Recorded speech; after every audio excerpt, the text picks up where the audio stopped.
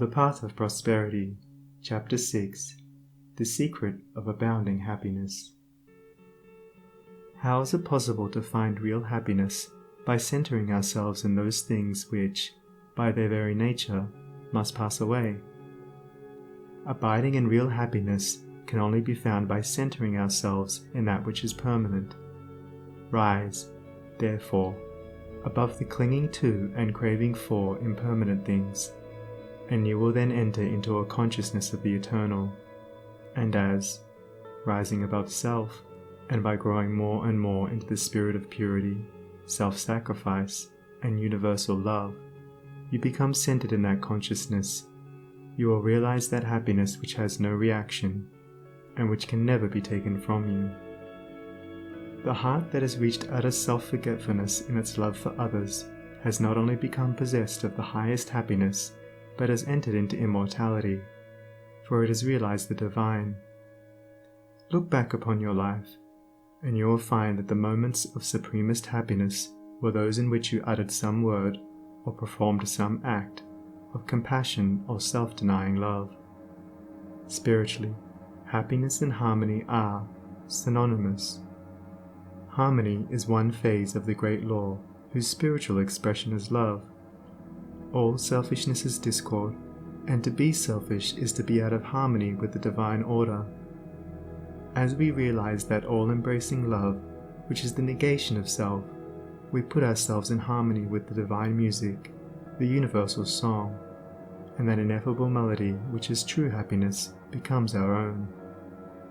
Men and women are rushing hither and thither in the blind search for happiness, and cannot find it, nor ever will until they recognize that happiness is already within them and round about them, filling the universe, and that they, in their selfish searching, are shutting themselves out from it.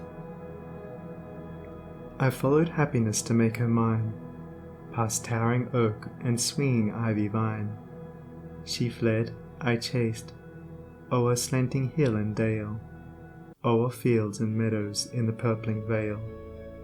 Pursuing rapidly o'er dashing stream, I scaled the dizzy cliffs where eagles scream. I traversed swiftly every land and end, but always happiness eluded me. Exhausted, fainting, I pursued no more, but sank to rest upon a barren shore. One came and asked for food, and one for alms.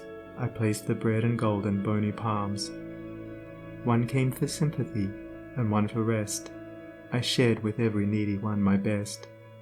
When lo, sweet happiness, with form divine, stood by me, whispering softly, I am thine. These beautiful lines of Burleigh's express the secret of all abounding happiness.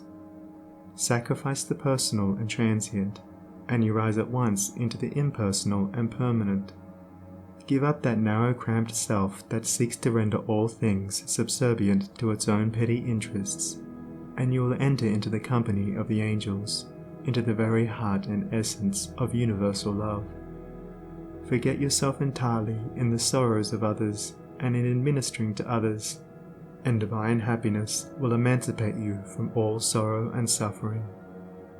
Taking the first step with a good thought, the second with a good word, and the third with a good deed, I entered paradise. And you also may enter into paradise by pursuing the same course. It is not beyond, it is here. It is realized only by the unselfish. It is known in its fullness only to the pure in heart.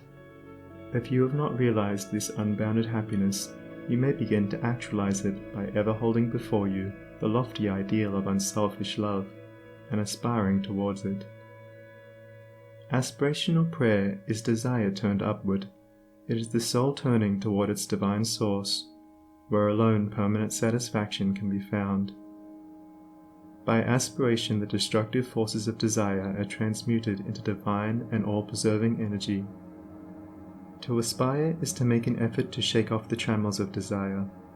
It is the prodigal made wise by loneliness and suffering, returning to his Father's mansion. As you rise above the sordid self, as you break, one after another, the chains that bind you, you'll realize the joy of giving, as distinguished from the misery of grasping. Giving of your substance, giving of your intellect, giving of the love and light that is growing within you. You will then understand that it is indeed more blessed to give than to receive, but the giving must be of the heart without any taint of self, without desire for reward. The gift of pure love is always attended with bliss. If, after you have given, you are wounded because you are not thanked or flattered, or your name put in the paper, know then that your gift was prompted by vanity and not by love, and you were merely giving in order to get, were not really giving, but grasping. Lose yourself in the welfare of others. Forget yourself in all that you do.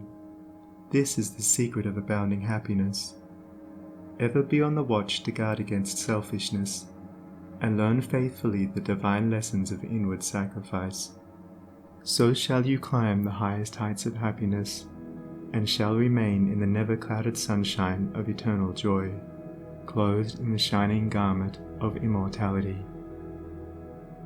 Are you searching for the happiness that does not fade away? Are you looking for the joy that lives and leaves no grievous day? Are you panting for the water brooks of love and life and peace? Then let all dark desires depart and selfish seeking cease. Are you lingering in the paths of pain, grief-haunted, stricken sore?